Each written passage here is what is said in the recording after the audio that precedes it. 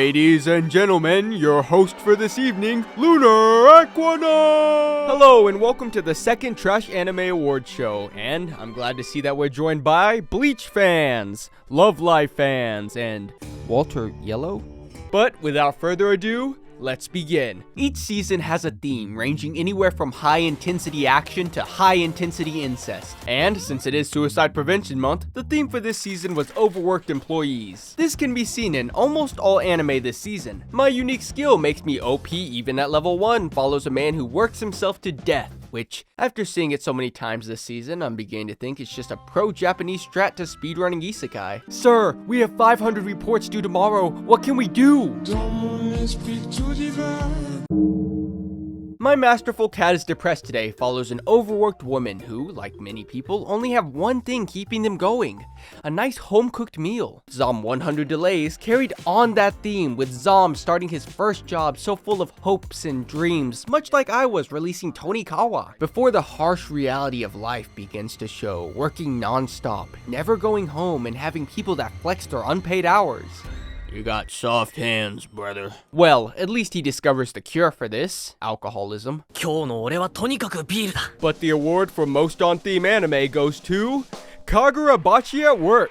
Every season, we're blessed with 500,000 isekai, so which one was the worst one? Reincarnated as a vending machine was the lowest rated anime of the season for a while, until people watched everything else and decided to give it a season 2. Am I Actually the Strongest was a strong contender for being absolute overpowered isekai garbage, following Haruto from hit show Haruto Baruto Next Generation. Sweet Reincarnation is the story of Gordon Ramsay, son of Sir Casserole and Lady Hot Pocket. This isekai is bad for a variety of reasons, such as never drawing people's faces, these apples, and never cooking. But the award for worst isekai of the season goes to My Unique Skills Make Me OP Even at Level 1. This anime starts out unique, with protagonist being extremely weak with the exception of being good at looting. So he must think of unique ways to defeat. Oh wait, magical seeds that boost all his stats. Oh wait, isekai gun. Oh wait, what is that title? Oh Lord, Jesse made another one. What was the best meme of the season? This season started out a bit bent out of shape, much like people's sexuality apparently, giving birth to more femboy memes than I could have possibly imagined. And I swear, it wasn't just my For You page. There were more Jujutsu Kaisen memes than actual episodes, with the most popular, aside from spoiling the entire manga, being Gojo railing everyone, including Ichigo, Naruto, and An Gojo. In response to Oppenheimer, Japan got a little bit upset with America and responded with this.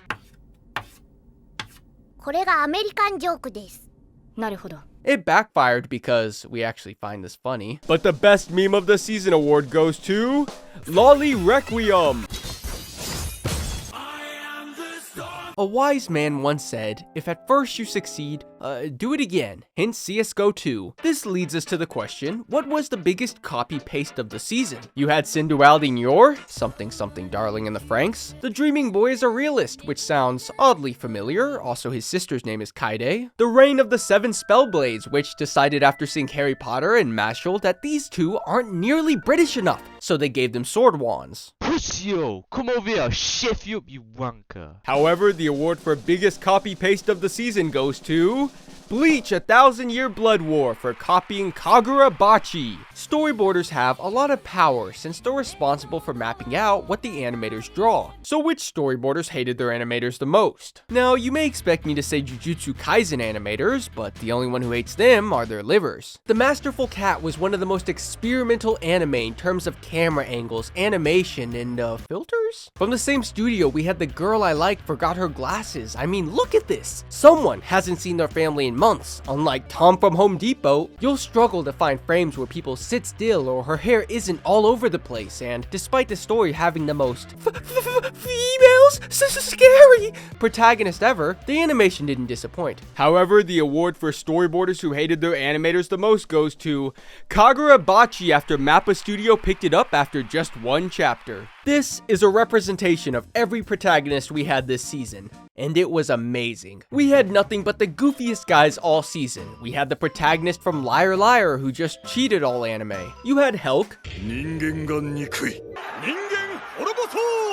He's just joking. Lucio from The Great Cleric, who's voiced by Deku but is more like Mercy, didn't get the theme of the season and actually enjoyed his job, which is why Lucio, voiced by Deku but is more like Mercy, got that Uncle Ben treatment. Yet he remains to be one of the goofiest guys, actually wanting to live till he gets Alzheimer's, has his children clean up his urine bag, and other old people shit. However, the award for goofiest guy of the season goes to Goofiest Bachi. It takes 17 muscles to smile, 43 muscles to frown, and 0 muscles for these people to stop yapping. But who was the biggest yapper of the season? You had Head from Undead Murder Farce, who goes around with Watson solving murder. There's my tiny, totally legal over 18 senpai, which has a different kind of yapping.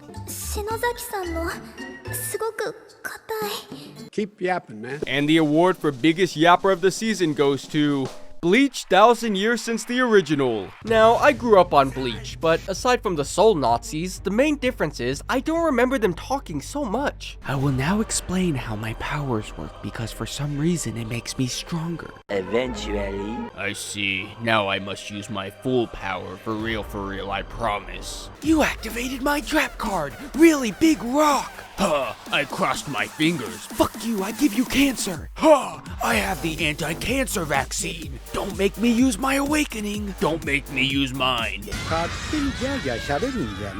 After recovering from last season, which gave us bestiality Ecchi, we finally returned to normal. 21歳ですが。 青葉ゆずき、17歳です。 Japanese normal, which leads us to the question, what was the worst Ecchi? We had No One Can Live on Loneliness, which follows a man who decided to become a monk to avoid women, since his father left him as a child saying, 一人よりも二人、二人よりもたくさん。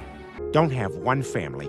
Have a second family all the way across the country. But due to his father's sins, he ends up in debt to a lot of women with big personalities. Meanwhile, my father left me with chronic back pain. You of course had Mushoku Tensei, and although Zom had to deal with his soft hands, Rudius had to deal with his soft heart. However, the winner of worst Ecchi of the season goes to Classroom of Heroes. Todoroki gets a generic harem, it's pretty bad. The most important question we must ask ourselves is who had the biggest Gyat? In the level 1 Demon Lord and 1 Room Hero, I have no clue what happens because I only wrote down one thing. And don't even get me started on the Uber's wife. They were built differently in the 1800s, and I do mean overweight. Cat. Dear Lord, don't let Shane Dawson find out about this one. Let me put this in a way that my Hispanic audience can understand. This is an El Gato. However, the award for the biggest cat of the season goes to Kagura Caked Up Bachi. What was the worst romance anime of the season? We had the return of the greatest romance anime to ever grace our planet, Rent a Girlfriend, and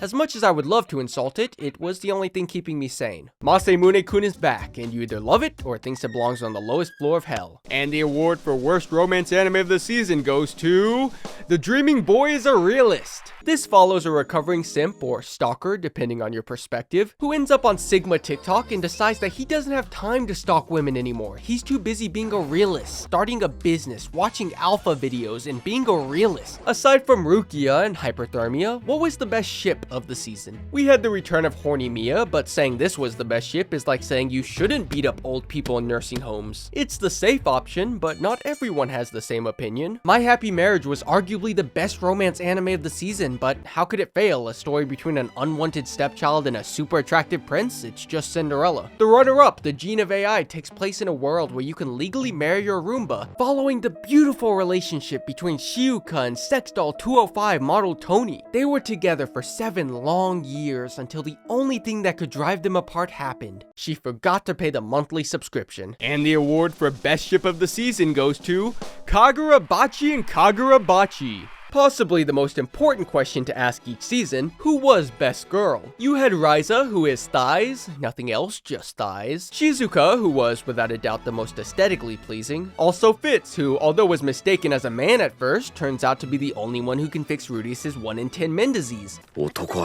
More like Rudius' gay rat, heyo! Who else but Quagmire? He's Quagmire. Giggity, giggity, giggity, giggity, let's have sex. And the winner of Best Girl of the Season goes to Kagurabachi's Mother. What was the worst fantasy anime of the season? Could it be Jujutsu Kaisen for having villains who only hang around playgrounds? I wanted a fantasy, not real life. Or that other Love Live anime that I was forced to watch yet remember nothing? No, none of these, because the award for worst fantasy anime of the season goes to Ayaka's Story of Wounds and Bonds.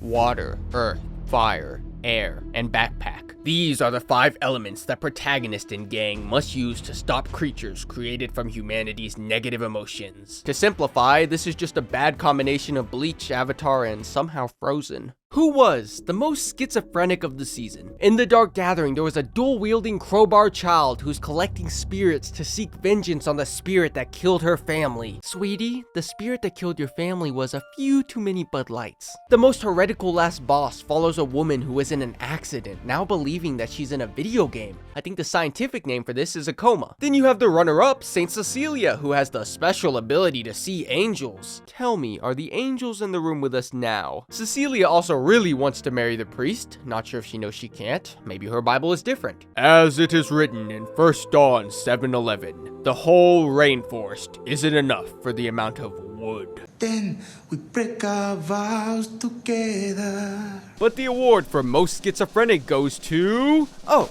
here he comes now, Kagurabachi, everyone! Now, this leads us to what was the best anime of the season. From the mangaka that brought you the #1 voted anime of all time, Full Metal Alchemist, comes her true magnum opus. The winner of Best Anime of the Season goes to Noble Farmer. No sarcasm, no funny haha. This is actually an enjoyable anime. It's almost more of an autobiography, which explains her life before she became a mangaka. This taught me more than school ever did. If everyone in the world watched this, then 7% of the world wouldn't believe that chocolate milk comes from brown cows. What? 7.8 billion votes just came in for Kagurabachi?